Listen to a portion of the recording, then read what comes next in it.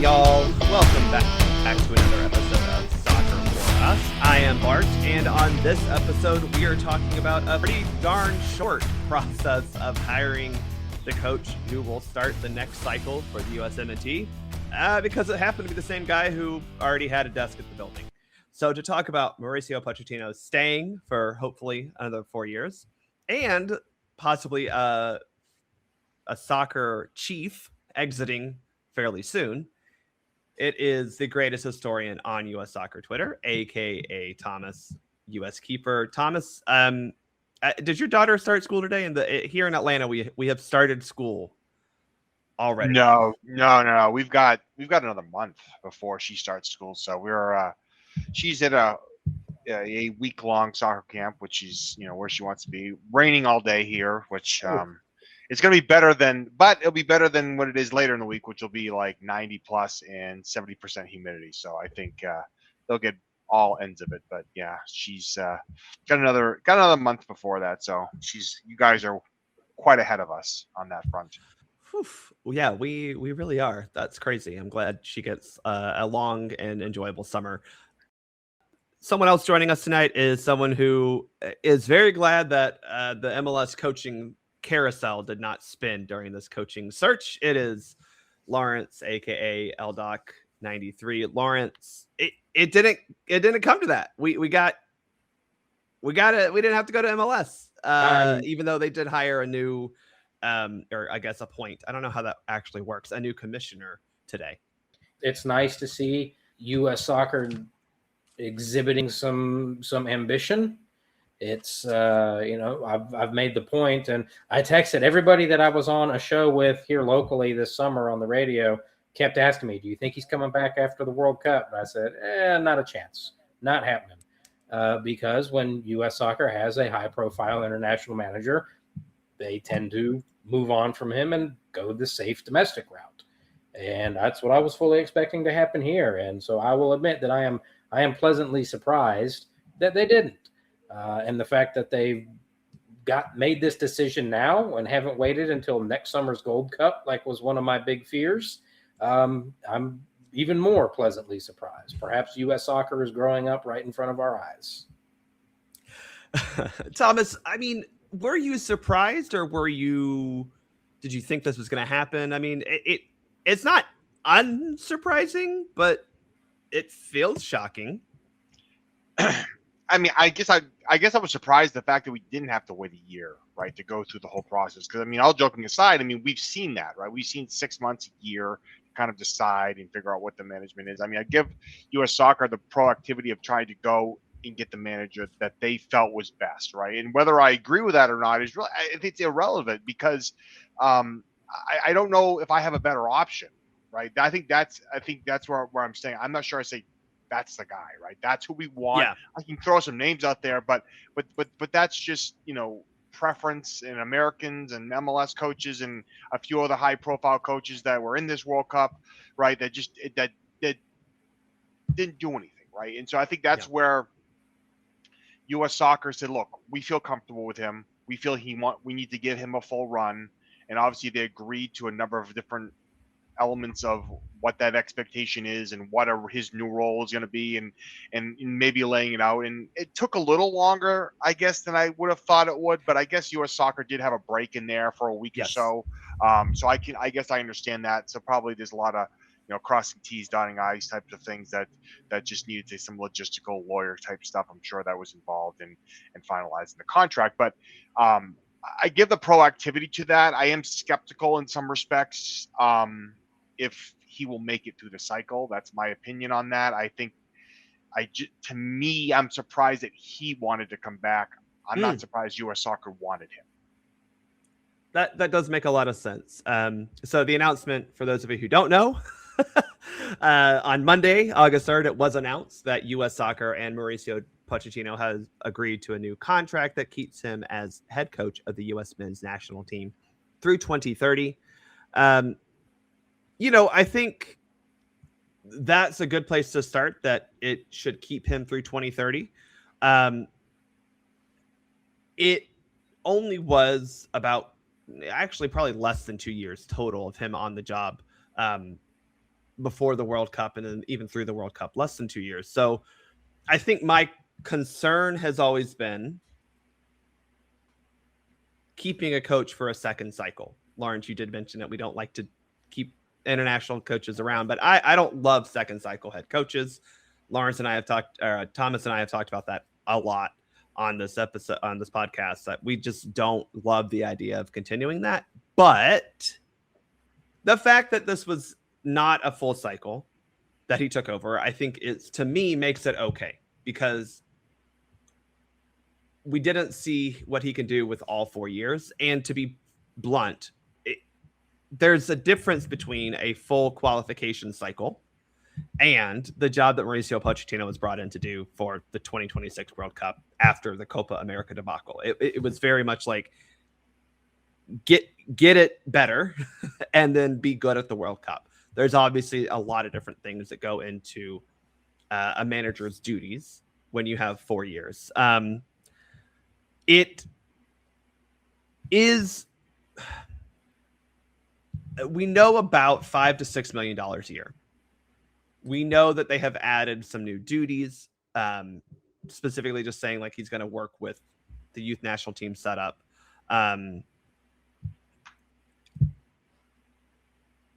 I don't know exactly how much of that he'll do, but the reality is you're going to have to pay a coach like this a lot of money.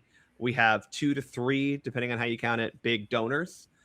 So very much the college football route of, I'm sure U.S. Soccer is putting up about, whatever they have to, and then the donors are covering the rest.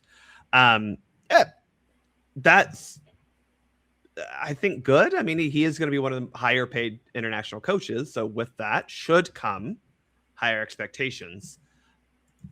I don't know. It's news right now. I am not overtly shocked, but I am, Thomas, as you said, surprised he did want to come back. I think I felt he would have a new job lined up during the World Cup or maybe before, and he would leave after, and it would be fine because, he is that caliber of coach. He's not. He's staying, for 4 years, supposedly. We'll get to that in a second. On a scale of, on a grading scale, so A to F, Lawrence, how would you grade Pochettino's first cycle as manager of the USMNT? And again, it was from basically he took over in October of 2025, right? And 2024, I should say. And, I guess it ended with the end of the World Cup. So again, not quite full 2 years. How would you grade his first cycle? I'd give it a B plus. I can't quite get to an A. As glad as I am that we got him, and as glad as I am that he's coming back, if we're just talking about the results on the field from October of 24 to July of 26, I can't quite get to an A. No. That's not necessarily all his fault. Obviously we did have, a rather ugly 2025 Nations League performance. And I do wonder if maybe that was something that we needed just a little bit of, kind of a reality check, so to speak, not just in terms of how we compare to the other teams, but how the players compared against each other within the team. And then obviously, we got back to the Gold Cup final, but lost. And, I always go back and forth on whether, losing the Gold Cup final to Mexico is quote unquote acceptable. If we're not going to win the Gold Cup, that's probably the only acceptable way to not win it. And I would much rather have lost it the way we did in 25 compared to, say, we did in 2009, where they absolutely took our heads off and punted them right over the moon. And I think that one was 5-0 back in 09. But at the World Cup, this U.S. team, like I've said many times, did things that we've never seen U.S. teams do at the World Cup before. Maybe part of that's being at home, and maybe part of that's not, having a Blue Magic brand name team in your group like we have at World Cups past. And we did win a knockout round game. That was a knockout round game that we never had the opportunity to win before, because this was the first tournament that had one. And then, we did just roll over and die in the round of 16 against Belgium. So I think, from the Senegal game in May through the Bosnia game, if we were just grading it on that, I think it would be an absolute A+. But they didn't look, they kind of embarrassed themselves and us against Belgium. And then a lot of the cycle prior to that was not great. And, there were some moments that you can hang your hat on, not just at the World Cup, but, that stretch from the Japan game in September of 25 to the Uruguay game in November of 25. That was a really good 5-game stretch. The U.S., again, typically does not beat South American teams. And when they do, they typically don't beat them 5-1. I wonder if that maybe did say a little bit more about Uruguay than it did about us, considering how bad they were at the World Cup. So bad that they had to figure out how to get home by themselves, which I thought was hilarious. But I can't quite get to an A if we're talking about his full body of work from the day that he got here until now. But a lot of the dissenters and the naysayers have kind of turned this into, like, I'm really struggling to wrap my mind around why so many people dislike this so much. And Hercules Gomez at ESPN FC being one of them, Doug McIntyre from Fox Sports being one of them, Greg Berhalter going on Chad Ochocinco. I don't know if it was Chad Ochocinco or Calvin Johnson, some retired NFL wide receiver who's been all of a sudden talking about soccer a lot lately. Greg Berhalter went on his show and was like, I saw this coming a mile away. And I was like, I don't think we had. Who played a part in being able to see this coming a mile away, Greg? Was that you? No, I'm a B+ is about where I'm at. I don't think it was the disaster that the haters are making it out to be, and I don't think I can quite get to an A based on the full body work. All right, B+ from Lawrence Thomas. I mean, we've talked about him for almost the entirety of his tenure here. What would you grade him in his first 2 years as head coach of the USMNT? Yeah, I'm probably around a B on that. And I think what we have to remember too is that, again, he didn't have a full cycle, whatever it is. And there is a momentum thing that does get built over a full cycle, right? You have different takeoff points and different opportunities to kind of build that in, and I mean, the Copa America really is kind of that kickoff, right? And if US can be consistently in that tournament, I think that's really a kind of a jumping off point. Hey, how do we build off this tournament, right? Because we had all hoped Greg Berhalter would have built off that opportunity to play at home in kind of a pre-World Cup tournament to do that, right? And I think Pochettino didn't have that opportunity, right? He got thrown in there. He got hired right before the September cycle, didn't coach it, then comes in October, and then now he's just trying to figure out the player pool and just, really feel his way out. And if you look at past managers, that's kind of, they take a little bit to kind of get going, right? Because they do have a little bit challenging. Here's the thing, his record, I think, Hercules Gomez just posting his record and that sort of thing. Mind you, he had a very tough schedule, right? There's no World Cup qualifiers. You're playing, the schedule was, U.S. Soccer did an amazing job. They're off the top of my head, it was what they had Mexico. In Mexico, they had a Mexico, Panama were his first 2 friendlies, and then he had Nations League against Jamaica, where we looked pretty darn good both there and at home. You had the January camp friendlies against Venezuela, which I was, that's a South American team. Get them here, play them, and Costa Rica. Then the Nations League, but then the friendlies before the Gold Cup, you had Switzerland and Turkey, both of whom made this World Cup. Then in the fall you had South Korea, Japan, Ecuador, Australia, Paraguay, Uruguay, and then in March you had Belgium and Portugal, and then right before the World Cup you had Senegal and Germany. Right, and that's 11 straight matches against teams in the World Cup. Correct. Right. That's. I can go back. I don't think there's a run like that that we've ever seen. Right, headed into the World Cup. Right, year out, you're having 11 straight matches of that quality, of that nature, trying to figure out how you're going to work with players, how you're going to work with teams. So to me, those are challenging matches against teams that are in, qualified for the tournament, in the top 30 in the world, right? Going into it. And to me, I think we got to give a little bit of grace to that and say, look, the record is not as great, but if you look at some of the records, that we've seen for the first 30 odd matches since, in this modern era, Greg Berhalter has probably the best record, but we all know they didn't play many great matchups, right? Within that run. Greg Berhalter was the unfortunate. Okay, I'm not giving him a plus, but I am defending him a little bit because it's not his fault that happened at the time that Concacaf decided to do. Right. Hey, we're playing Nations League 5 times a year, and we're doing a Gold Cup and the COVID stuff. But to your point, it wasn't like he won all those matches. He certainly struggled on the road, even during qualifying. Right, Gomez didn't put any context behind it, right? You can state a record with no context, and to me, you have to look at it on its face and say, okay, you play who you play, but in a year when you're not hosting, in a cycle when you're not hosting, you have to play who you can play, and so good for U.S. Soccer for scheduling those tough matches, and for Pochettino, because they clearly helped the team get ready. He clearly knew how to prepare them against teams that they could be and matched up well against. He did a great job coaching against that. And so to me, how do you build from that? Right? It's still a B to me because to me, it's unfinished.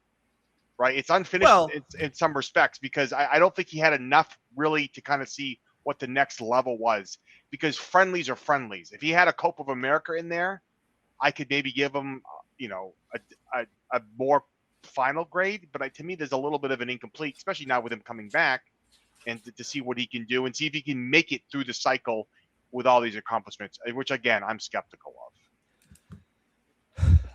So I have a few ways that I'm going to try to arrive at this grade. But I think the biggest question is, what was the rubric for his 2 years? And I think very clearly the rubric was, do not embarrass us, but you need to put out a good showing at a home World Cup.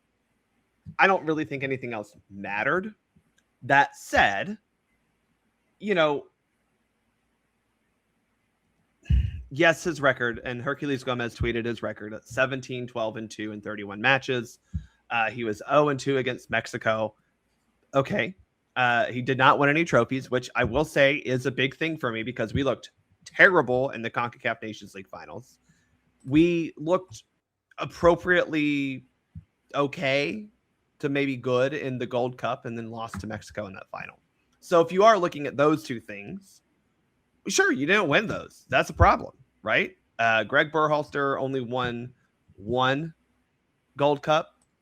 He did win 27 Nations League? How many did we play in the time that he was, 2-3 Nations League? We won 3, and he was the coach for 2 of them. In 21 and 24. And remember, because he put out that ridiculous thing, to whatever social media where he was like, yeah, this is like Jordan 3-peating as an NBA champion with the Larry O'Brien trophy. I'm like, come on. Yeah. Can you do something, please, just once that is not horribly cringe? So I do take a little bit of the did not win trophies, right?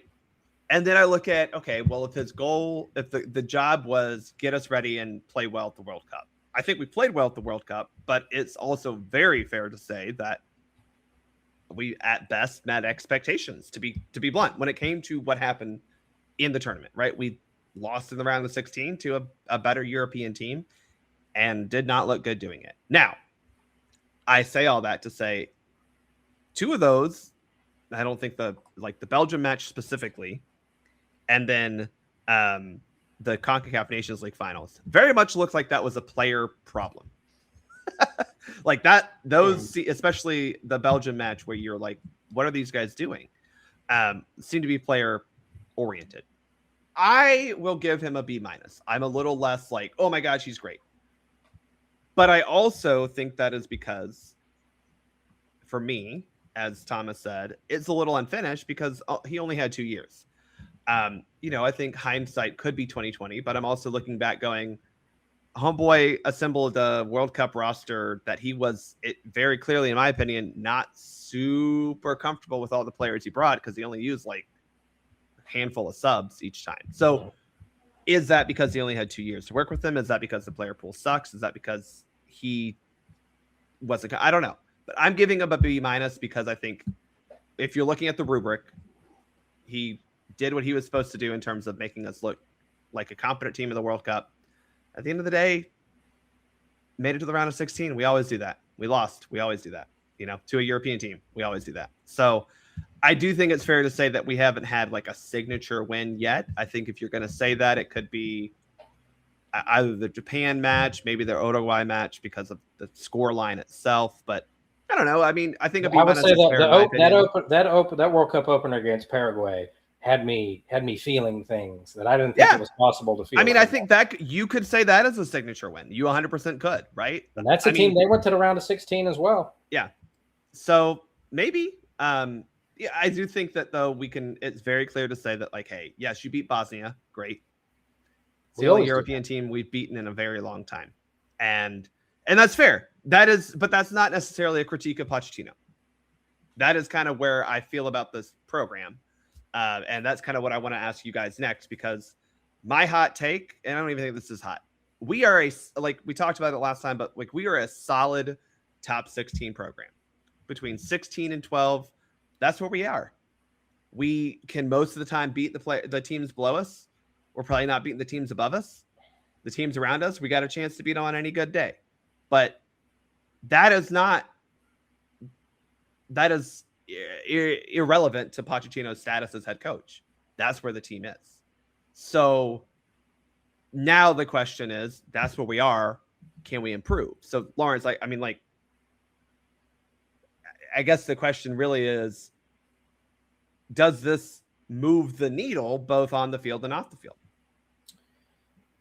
Well, I mean, at this moment in time, I think it does. And I think we can hang our hats on.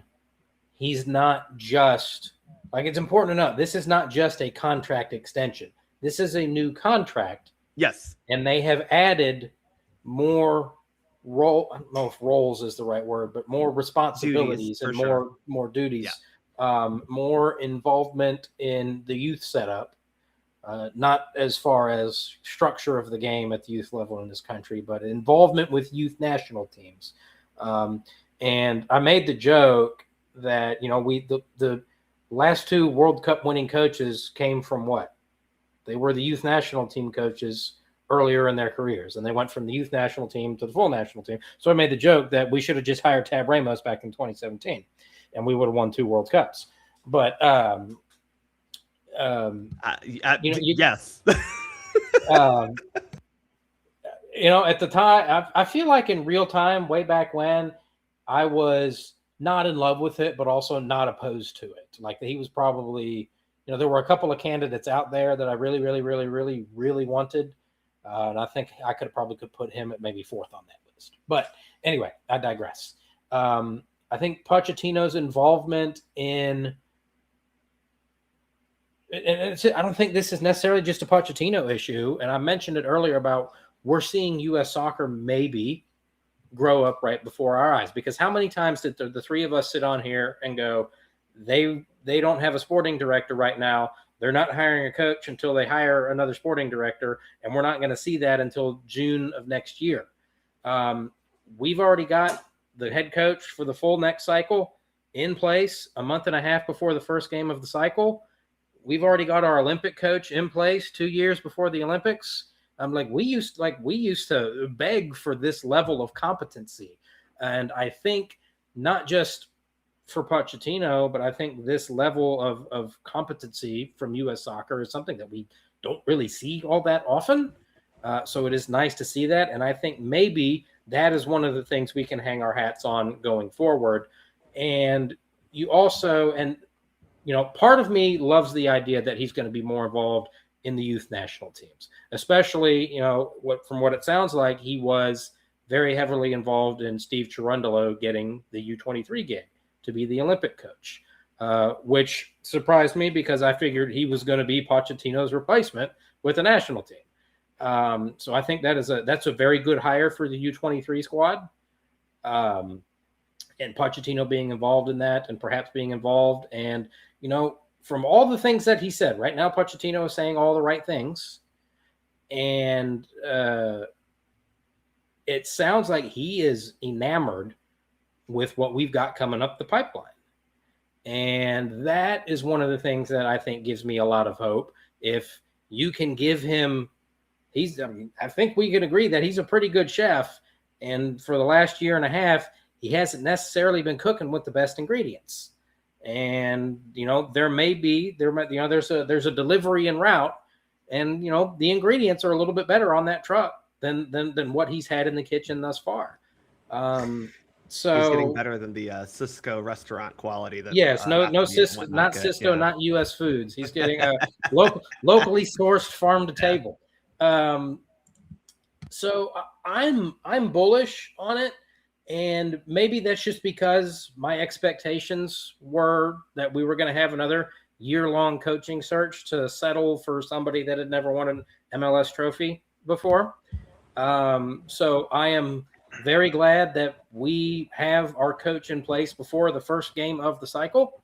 And I do like the fact that there's going to be some continuity. And Thomas hit this on the head. I think he maybe did not necessarily get to do everything that he wanted to do because the focus was we have to make this serviceable before the World Cup. And now he's got a full cycle. And this all does kind of sound exactly like all the same things that I was saying back in 2013 when they extended Jurgen Klinsmann through the 2018 World Cup and also made him technical director. I do have a little bit more faith in Mauricio Pochettino's actual coaching and tactical ability than I in retrospect have about Jurgen Klinsmann.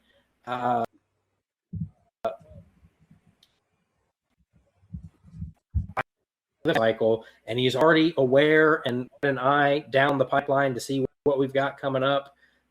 Gives me confidence that we're gonna see some different things this cycle. And I guess we'll talk about kind of what the expectations and what needs to be done a little bit later. So I guess I'll save my take on that.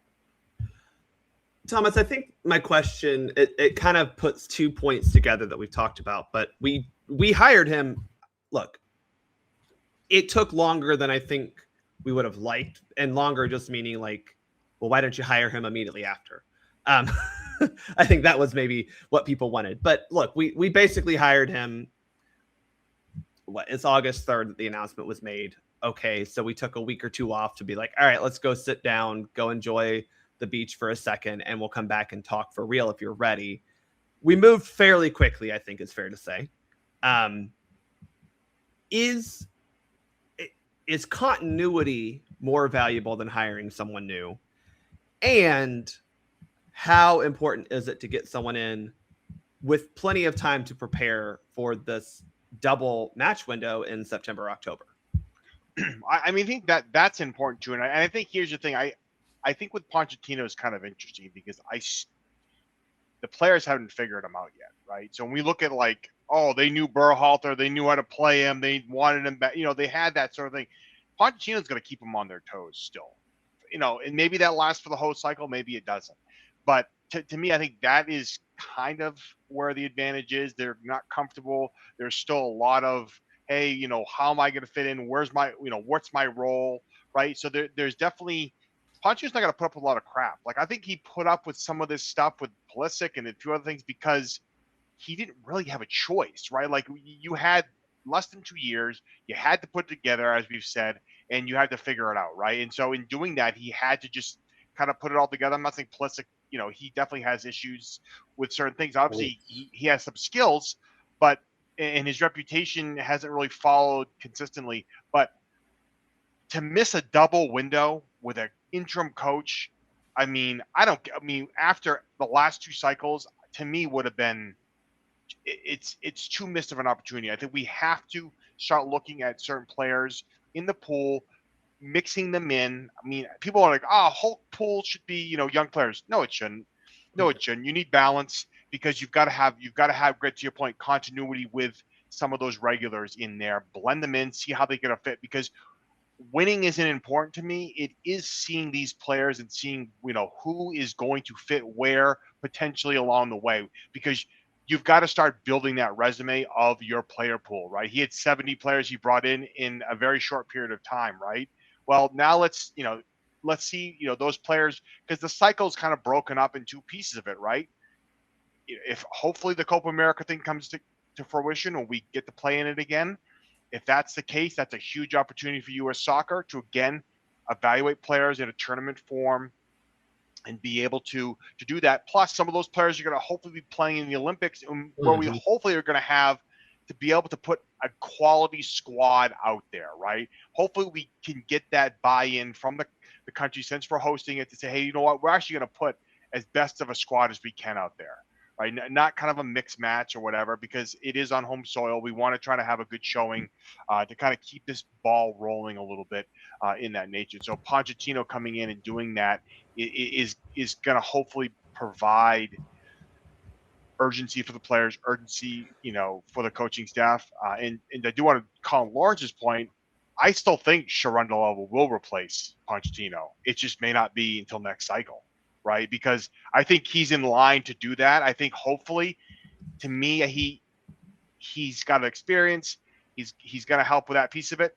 He's maybe going to be an assistant, right? Maybe he comes in and is an assistant for the friendlies. That we've seen that happen after the Olympics, right? Those coaches come in and become an assistant for the second half of the cycle. So, I mean, there's a lot of promising things, to look forward to within this. Again, I do want to mention one thing. I do have a little bit of an eerie feeling with the Pochettino-Klinsmann comparisons, because at the time when it happened with Klinsmann, I was super excited. Obviously, the timing of it was very different. It was before the World Cup. This is after.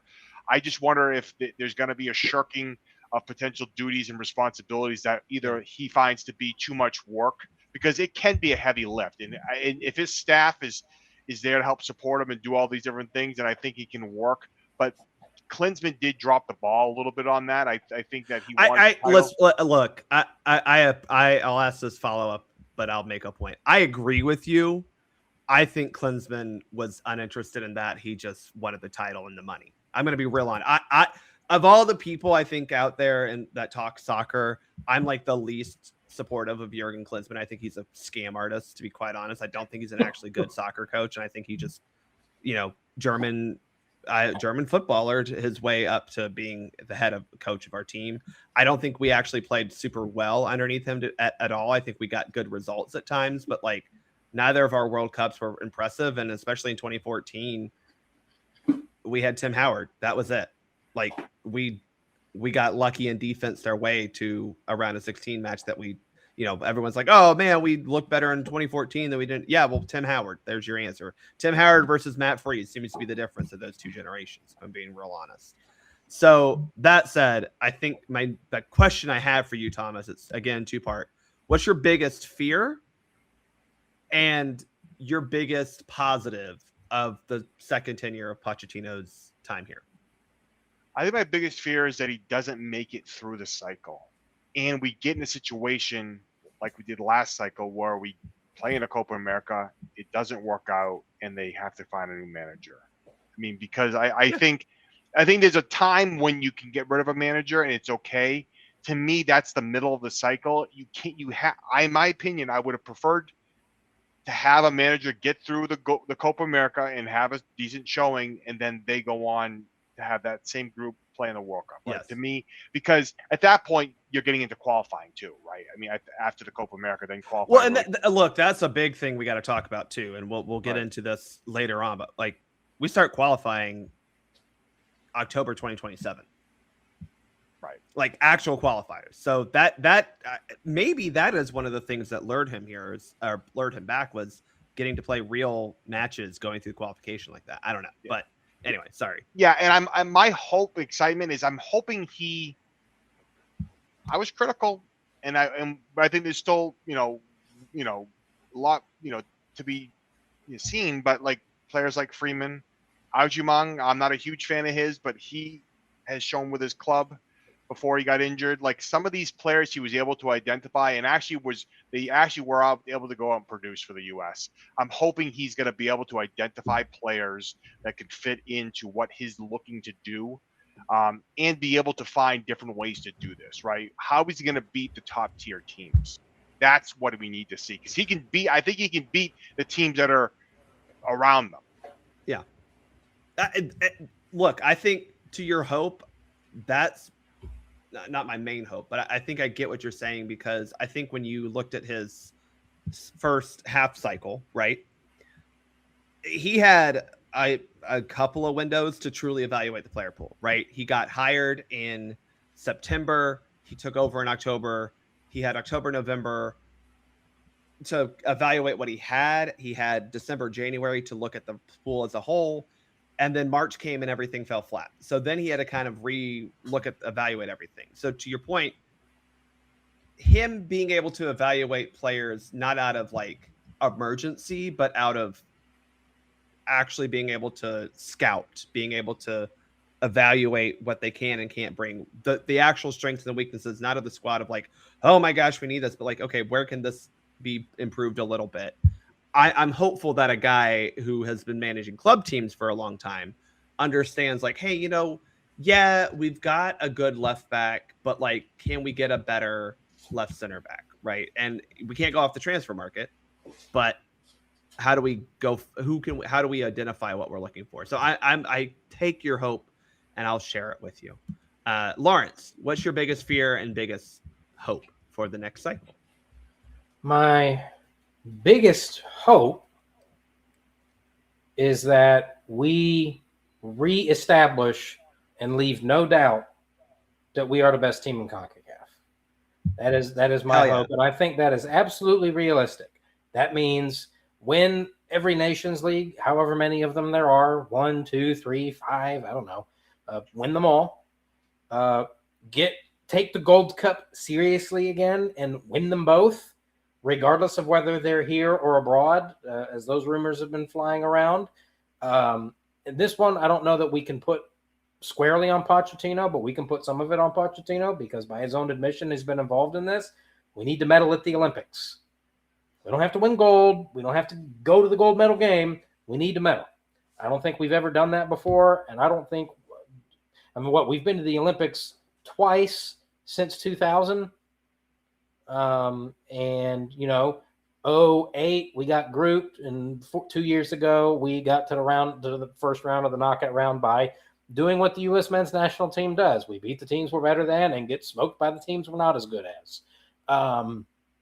So the Olympics 2 years ago were acceptable but unsatisfying, kind of like how this World Cup was acceptable but unsatisfying ultimately. So my hope is that we leave no doubt that we are the best team in CONCACAF by winning all of the trophies we can win, medaling at the Olympics, and topping the World Cup qualifying table, which is important because that's not something we've done since 2013. As we sure as shit didn't do it before Russia. We were 5th out of 6 teams. And then going into Qatar, we were 3rd out of 8, but 3rd on goal difference. We were tied with the 4th place team on points. And then obviously didn't have qualifying this time around. My biggest fear is that the talent coming up the pipeline is overhyped, and we are largely stuck with the same players that we've been stuck with for the last 6-7 years, and the results correspondingly look the way they've looked for the last 6 or 7 years. That is my biggest fear, and that's not necessarily an entirely Mauricio Pochettino problem. But if he's going to be involved at the youth level, like he said he's going to be, then we need to start seeing more and better talent identified.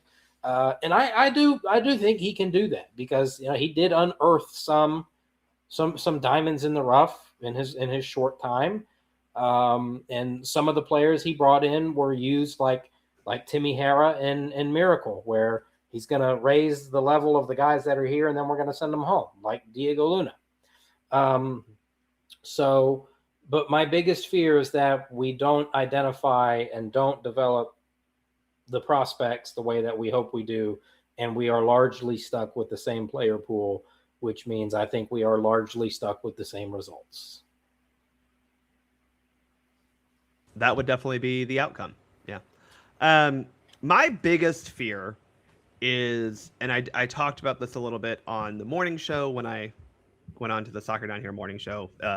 Literally, this got announced at 9:00. So John Nelson's like, "Hey, you want to come on?" And I'm like, in the middle of trying to like start making my coffee, and I'm like, I guess I have to. So I didn't even get any caffeine in me. I'm raw dogging, talking about, Oh, you sound like Egypt's head coach after the Argentina game. It's not fair that my players had to eat breakfast at 7:30 for a 12 o'clock game.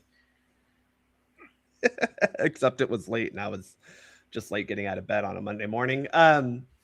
No, one of my fears is just that he doesn't improve his player communication with players who aren't called in or left out, if that makes sense. And I'm not saying it has to improve a lot. That's not.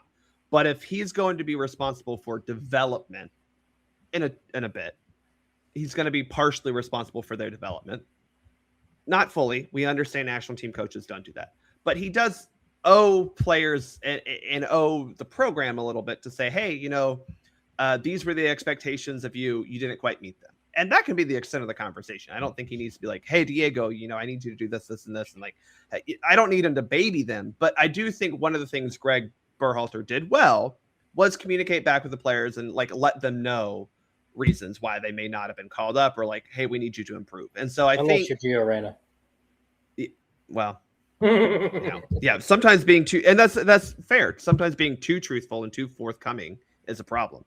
But I think giving them a little bit of better feedback can help them. And so I'm just afraid that he doesn't do that. And then the other thing that he kind of didn't really, at least in conversations and in interviews, he wasn't like super high on dual national recruitment. He does have to actually try a little bit. Now, I don't disagree with him. If they don't want to play here, they don't want to play here. I'm not like going to chase them down. Like, I mean, this isn't Tinder where you keep sending messages because they don't answer you, but like, you got to try a little bit, and it wouldn't hurt if you make a trip over to Germany to watch a certain young center back, possibly, or a left winger, by the way, left or right, who plays over there at Dortmund. And not that we got to work hard, but like, I think that is going to go a long way. As I understand, recruitment is not all or nothing, but he's got to do a little bit more than what he was doing in the first half. And that's something like his first cycle was not a full cycle. And that was all about get us to the World Cup and make us look as good as possible. I ain't got time to chase you down. I was willing to cut him the slack and say, you know what? We're not worried about recruiting dual nationals for 10 years from now. I'm not worried about that right now. We got to do well at the World Cup. But we don't have to worry about a World Cup for 4 more years. So that excuse, that grace that I was willing to give, gone. I need you out there. I need you recruiting like you're Kirby Smart at Georgia. That's what I need. He's getting paid more now. I want to point that out. He is getting paid more. And so you can probably ask one of these hedge fund dudes to give you a private jet to get over to wherever you want to go. Like, let's be real honest. So I think those are my fears, but my hope is, and this goes into what we kind of talked about with the fact that he will be a little bit more involved with the youth national teams. And I'll be honest, even if it's just we do a weekly Zoom call together, I think that's perfectly acceptable. Like, hey, how you feeling? Hey, we want to try to work on these. Hey, I watch this. Like, he's a little bit of he is a soccer sicko. Let's be real honest here. The dude is not, again, this is why I don't have the Clemson fears. I don't think Klinsman's a soccer sicko. I think he's a scam artist. Pochettino loves the sport, and he loves coaching, and he loves watching it, and he loves, like, he maybe not be grinding film the way that some coaches do, but he's not. I mean, the dude loves the sport. So I think when you look at the way that he hopefully will be a little bit more involved in the youth national team pools, I am hopeful that by the end of 2030, if he stays here the full time, we will see a very identifiable American style of play that still looks very American, but has the nuances and the sophistication that comes with having an Argentinian who managed in Europe. And I think that's what we we lacked under Berhalter is that we did try to create a style. I think we were copying someone else's style, if I'm being real honest. I think he tried to be the Pep Guardiola of MLS. We tried to be 2010 Spain 15 years after 2010 Spain had rotated out of relevance. All right. So I think there are elements that he does deploy, like high pressing. I think that's a very easily American style of play. We love that. Oh, man, hustle, get stuck in. That kind of stuff is Nolan Richardson, 40 minutes of hell.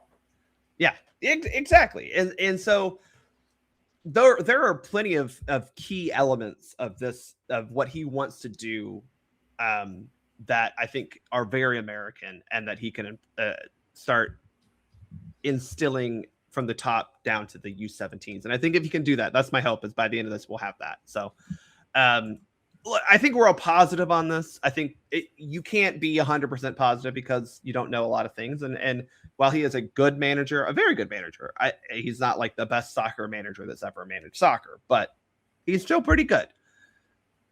Hopefully we have him through 2030. So the last question, give me a percentage, Thomas. What's the percent that he makes it to the end of the World Cup in 2030? I mean, the track record just isn't good right now, for U.S. soccer, right? We haven't seen a second cycle manager make it through in a while. I mean, Bruce Arena. Yeah, I mean, that's it. I think that's it. And his second cycle was really good until he got to the World Cup. Until the World Cup. Yeah, and he lost the locker room. It's a little bit different. I think the asterisk on this, when we look at it, is he did not have a full first cycle. So I think there is still a lot to prove and a lot more growth to happen, right? Mm-hmm. A lot more. Hey, we did not achieve what we wanted to. Let's do that. And again, I think if they don't get a Copa America, I think that's going to hurt things. I think that's going to hurt things a little bit. In just in the motivation, in the competition, right, in general, because he's not going to be able to try things and do things. I mean, the positive side to me, I want to say 80%. The negative side, I want to say 40%. Like and it's probably somewhere in between that. I don't know. There were so many rumors floating around of his coaching opportunities. I just don't know if the motivation will be there for 4 years. Yeah. I mean, I don't even know. I have to go back and look like what's the longest he was at with a club. If we want to look at that from obviously it's a very different thing. And I will say this though, club managers going to professional international teams, to international soccer now, we're starting to see it become a thing. I mean, Pep has been rumored. Jose Mourinho was rumored before he went to Real. There's been a lot of rumors. Klopp is now with Jurgen Klopp is now with Germany. I mean, that trend is going there. Maybe it's a good sign for that. I mean, his longest run was at Tottenham Hotspur, right? And that was 2014 to 2019. So I mean, we're talking a similar time frame. Within that. So, and I obviously he accomplished some great things for them when he was there. So we'll see. I mean, obviously it's a very different environment, as we all know, from an international perspective. I mean, to me, if he can get excited about recruitment and all these other things that are going with that, and really scouting and looking at the player pools and really doing those things, and maybe he fell in love with it. Maybe he fell in love with, hey, what can I get out of this? Right. I mean, I haven't heard or seen anything that would indicate that yet. And I'm hopefully, we'll see some of that, because to me, that excitement of that, Berhalter had it. He went out, he had that, that passion for that, which I think was great. And if Pochettino can find that love and that drive for that, I'm can be more optimistic about him making it through the cycle. But again, they have to qualify this time, right? There's no easy ride. I mean, which does, I think, increase or maybe decrease. I don't know how you want to look at it. Decrease the percentage, but increase the I don't know, man.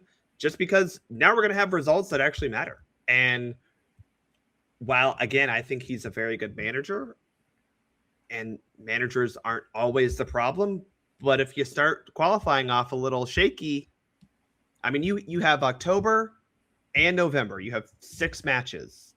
No, matches, sorry, in 2027. I'm just saying, it's just like, I don't know. And you'd still have some, you'll have some toward the end of March in 2028, then hopefully Copa America. But we're also there's a lot of not going to times end up where I having could to play say in Mexico in a qualifier, are we? We don't know that yet, but probably, like, I'll say probably not, Lawrence, but we don't like Yeah. One of either Mexico or the US, I think, would have to fall very far down in the CONCACAF rankings for this to happen, but it's not a no.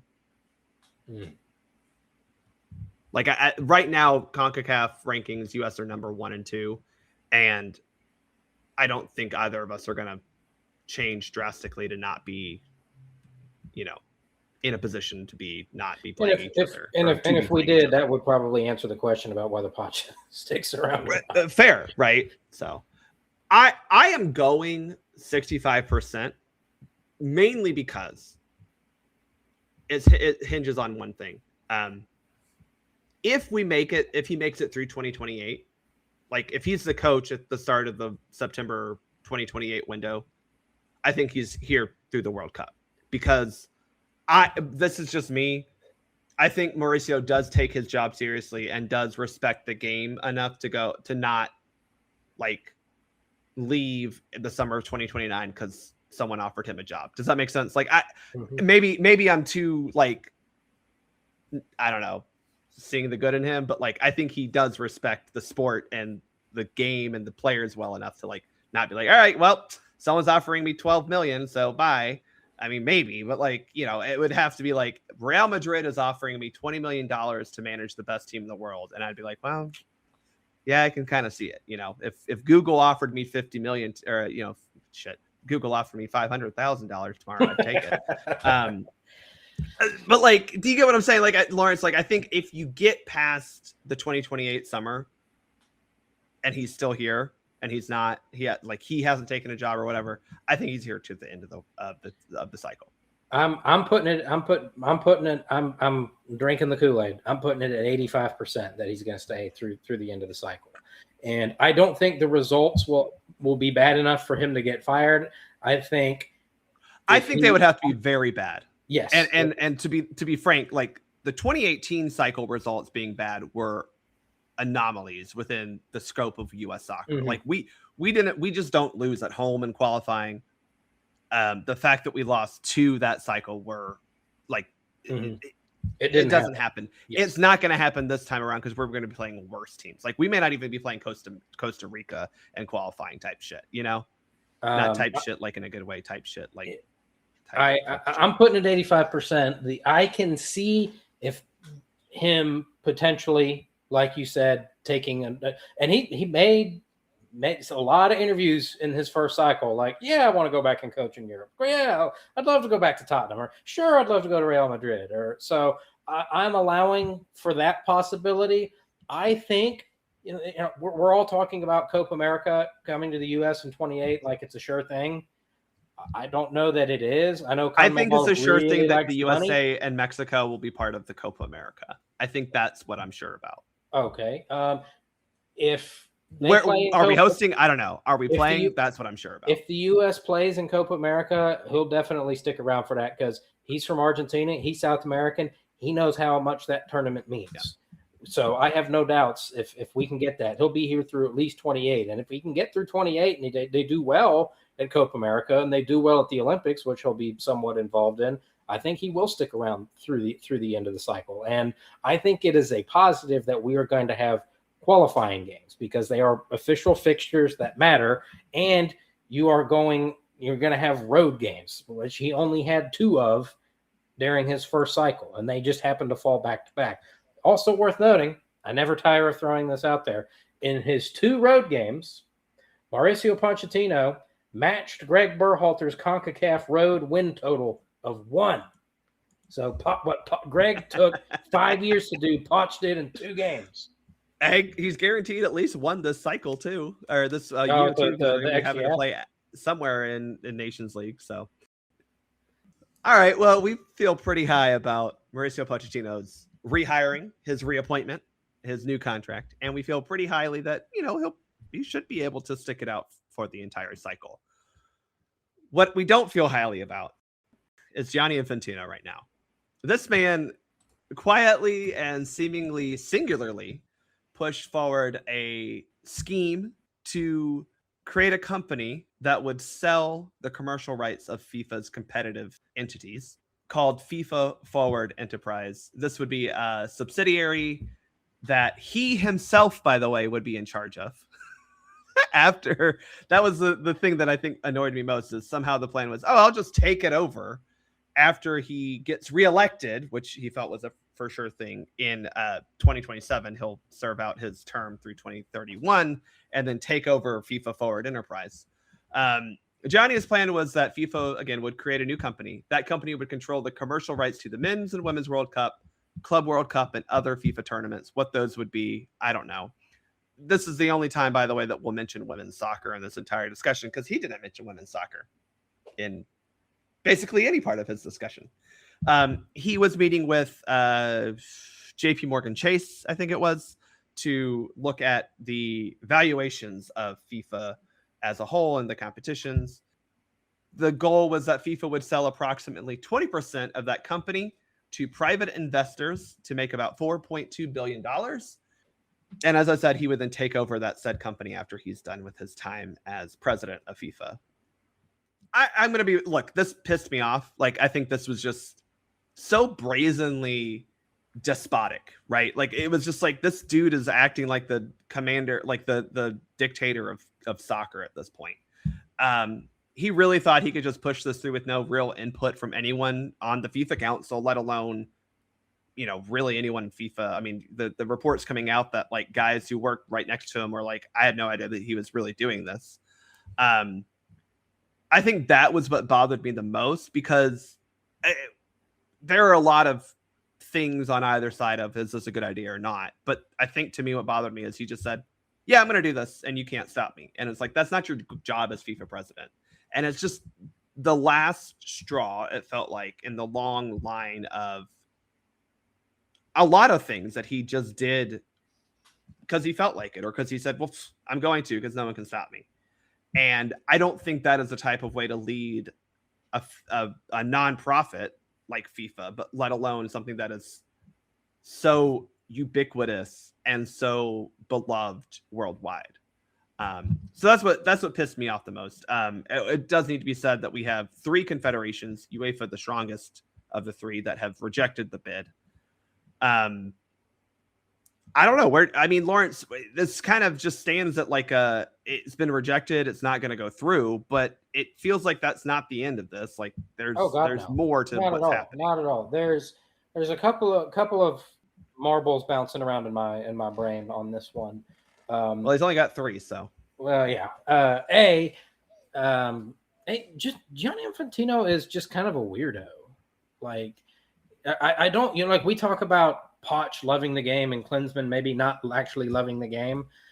I don't think that Gianni Infantino actually knows anything about the game, to be perfectly honest. You never hear him talk about games or players, or it's always like in these like vague, hypothetical, ethereal type terminology.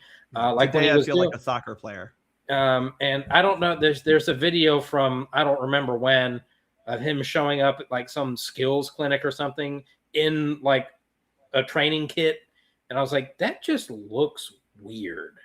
And then like him trying to take a corner kick and he like toe poked it and it rolled like 4 yards. And I was like, this dude's never kicked a ball in his life. What are we doing? So A, he's kind of a weirdo. B, these confederations can say they reject it all they want. I remain skeptical that when push comes to shove, that the members that make up these confederations are going to actually say, nah, we're good. Like you're like Concacaf, right? I'll use a perfect example, has said, nah, we want no part of this. Get rid of it. F you, all that stuff. Jack Warner, I accidentally killed Jack Warner the other day when I was like, Jack Warner is rolling in his grave at this, and come to find out, I did not realize Jack Warner is still with us.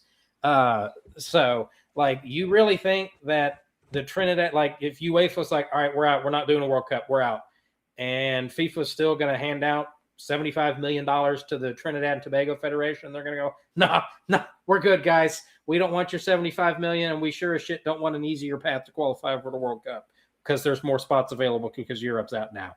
I remain skeptical that will be the case. You also look at the African Confederation and the Asian Confederation. FIFA has been wooing them for years and years and years and years and years. And CAF has not said anything collectively, nor has CONMEBOL. Asia said we support UEFA and CONCACAF, and their rejection are basically like, if they're doing it, we'll do it too. Okay, which kind of builds on your point of like, I remain skeptical. UEFA said no, CONCACAF said no, but like, will CONCACAF actually say no? And is Asia just going like, well, they said no, and that kind of seems like the good thing for us to do right now. And then it's like the old school. I don't know where it's from. It's the meme, it's the clip, and I'm not sure if it's a parody clip or if it's a real clip from a real politician from some other country in this world, where he's like, corruption is not bad if I'm benefiting from it. Corruption is only bad if I don't benefit from it. But if I am benefiting from the corruption, then I like corruption. So I suspect we're probably going to see, we'll see when the money, if and when the money actually starts flying. Let's see how resolute these confederation members are in actually opposing this. If FIFA is going to dangle a $75 million check in front of them. And then the third thing that kind of popped into my mind is what's this, and I have no idea. This is just random, the ravings of perhaps me being a lunatic. What's the real angle here?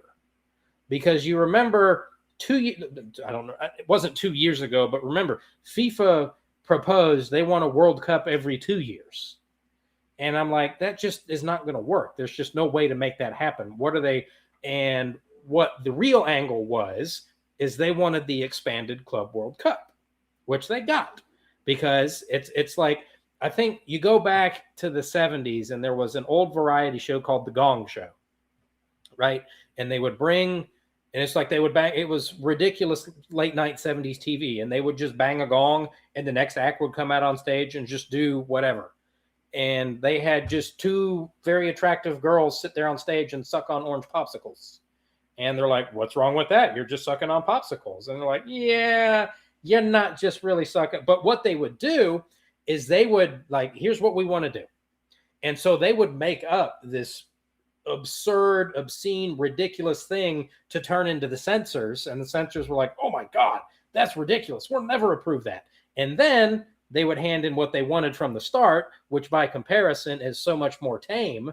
And they would go, oh, okay, that's not as bad as what you just handed to us. We'll do it. Like FIFA with the 2-year Club World Cup. No, we're never going to do that. We're never going to do that. Okay, well, how about a real World Cup sized Club World Cup every 4 years, the year before the World Cup? Okay, well, as long as we don't have to do the 2-year Club World Cup. I wonder if maybe this is, and based on some of the rumblings and the reportings and whatnot, I don't know that this may have just been the end goal to begin with, but I do wonder if maybe there's some sort of backup plan or some other thing that they're trying to get here. But I don't know what that would be. I think the problem right now FIFA is that are saying we had no idea that this was happening.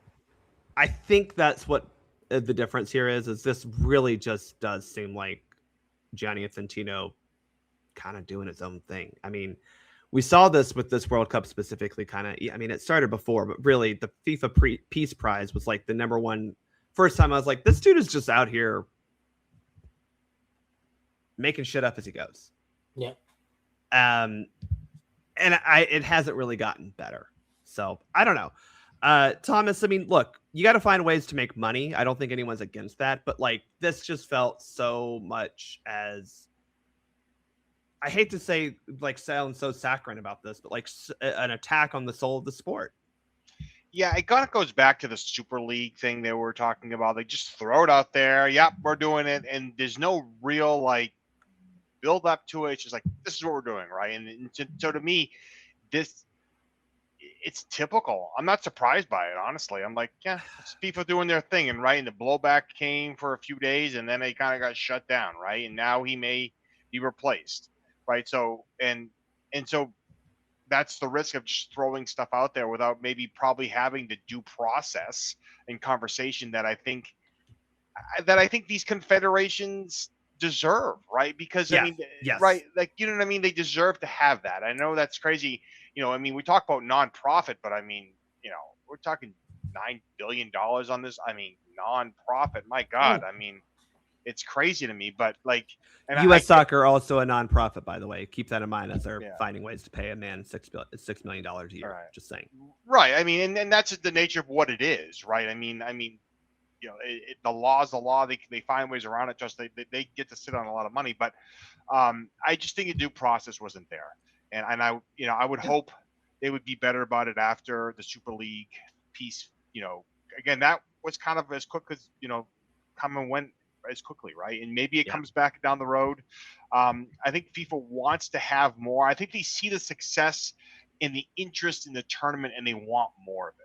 Right in the, you know what I mean, 64 teams now, right? I mean, so that's another way of trying to get that extra hand in there, an extra piece in there, and so like it's how can they you know what I mean? Like they just feel it, they see it, they're like, it's there. How can we get more of it, right? And there are people saying we don't want, like we like what's there. Like we like what's there. We don't need more of it to get more money in. And sometimes I feel that way, and sometimes I'm like, yeah, I wouldn't mind having it more often, but every 2 years seems a little much, and every 4 years almost seems a little too far, right? So is that every 3 years? I don't know, but like, I think that they're just kind of stuck in this little piece here in general about how to bring in more revenue, bring in more interest across the world, and they're just going very quickly. I think moving to 64 is you're not going to. I mean, it is what it is. I think that's going to happen either way, but I think you have to be careful about how quickly you expand it, because you are diluting it a little bit. Yeah. And because the qualifying is going to be so crazy, like it's going to be meaningless for half the teams. That's it. How does South America do it? Right? They're already getting 6 teams in, right? Like so they get 9 and one team gets left out. Like right. It doesn't make any sense. So does Oceania get 2 guaranteed spots? Like, come on, what are we doing here? Well, right. I think that's the thing where they're just thinking and seeing the money and seeing the interest, right? I mean, because it was a massive success, and it's just someone maybe getting overexcited about it. And talking about whether Infantino may or may not be back, and I remain skeptical that he's going to be gone until he's gone. I do think there is a legitimate. I don't think he's getting like ousted. I do think you will. But by the vote in 2027, I think you could find someone who could be a legitimate challenger who could dethrone him and win the election. But I do not think he's getting a vote of no confidence and being ousted by any stretch. But I also think that this is maybe, as far as it relates to his presidency at FIFA, this may be by itself. Had he just done this by itself, he may have been able to weather the storm. But you look, like we said, trying to make the World Cup every 2 years, then doing the expanded World Cup, then the FIFA Peace Prize for reasons. And even to an extent, the Club World Cup, which I don't think is bad by nature, but he just said, we're doing it. And I like talking to some of the FIFA employees, by the way, they were hired for the 2028 World Cup or for 2026 World Cup. So they're already here working, and they were just like told they had to do this World Cup because, again, it was just like, hey, we're doing this. And so I think it's kind of like a cumulative snowball effect thing where, and then you look at, the prices for this World Cup, which the rest of the world, which a lot of the rest of the world wanted to make an America issue. And I'm like, have you seen the prices for the games in Canada and Mexico? Do we have any, does U.S. Soccer or does the President of the United States of America have anything to do with that? I find that unlikely. This is not a host country issue. This is a tournament organizer issue. So it does make me feel slightly more justified by some of those things, because I'm like, that definitely wasn't us. We didn't ask for it. We didn't ask for the ticket prices to be what they were. I don't think anybody here wanted them that high. I think everybody a lot more people would have liked them to be a lot lower so that they could have gone. And now they found ways by hook by crook to fill the seats, and the tournament's over now. They reached out to all of the state associations for some of the games where tickets weren't sold, and sold them to the state associations to give to their members, like their SRAs and everything, for like $100, $150 a piece. Now they were all upstairs in the top level, but I talked to one or two people who benefited from that. So like they can say, it was like that, but they moved a lot of those tickets in ways that weren't just straight from the FIFA website for the $2,000 a ticket. But I mean, it feels like there's just the last, like, post-COVID from FIFA, there has just been what feels like a lot of largesse. And then even the Women's World Cup. Not that that's something that FIFA has historically or even contemporarily taken super duper seriously, but they went from there were 16 teams at the Women's World Cup, and then they doubled it, and now it's going to be. It went from 16 to 24 to now it's 32, and I think they're looking at 48 soon. And 32 for women at the same time that there were 32 for the men made all the sense in the world.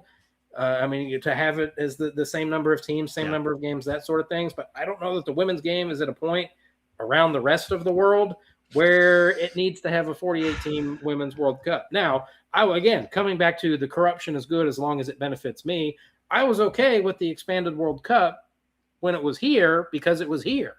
So that meant more games, more eyeballs, that sort of thing. One more thing. You look at what they're doing for the World Cup in 4 years in 6 different countries. Because you had to figure out a way around your own continental host rotation policy and get it back to Asia so you could give it to Saudi Arabia. Yep. Because they were the PIF is cutting a lot of checks. So you had to have it on 3 different continents. Well, we want to have, it's the 100th anniversary of the inaugural World Cup. So that gives us Uruguay. Uruguay can't host it by themselves. Paraguay and Argentina. Okay, so we'll do 1 game each there a piece, and then Spain and Portugal are right next to each other. Europe hasn't hosted in a minute. We'll do it. Oh, we can include Morocco because that's Africa, and that's another confederation. That's just right across the Strait of Gibraltar from Spain and Portugal. Boom, 3 continents, 6 countries, 2034, all in Saudi Arabia. Rock and roll.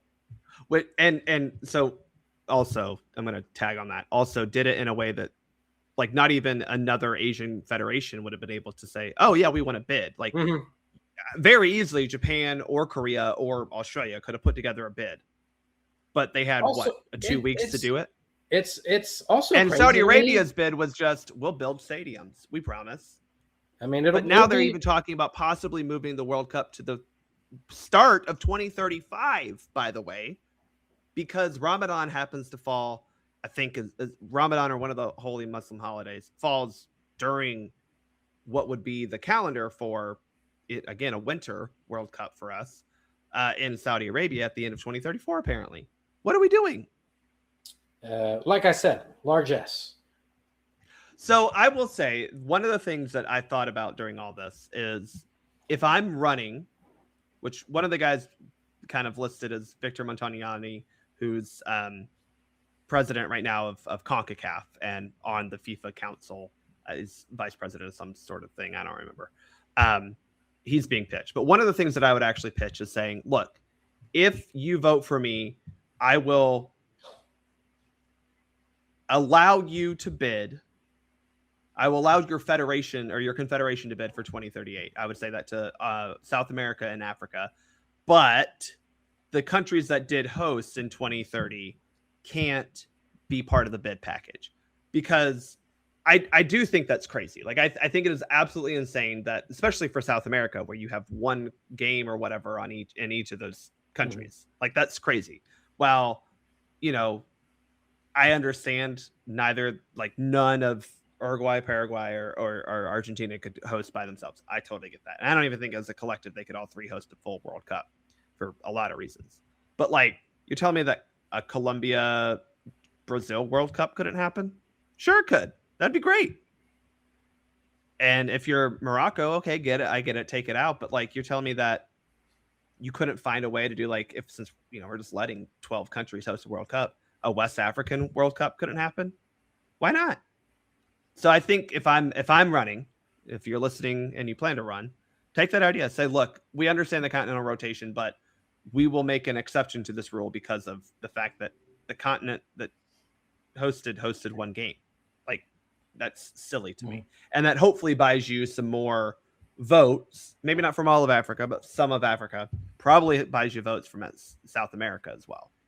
Because it's a political game. You got to win the votes. That's what it comes down to. Gianni has a way of winning the votes. Because, Thomas, as you said, you got to make money.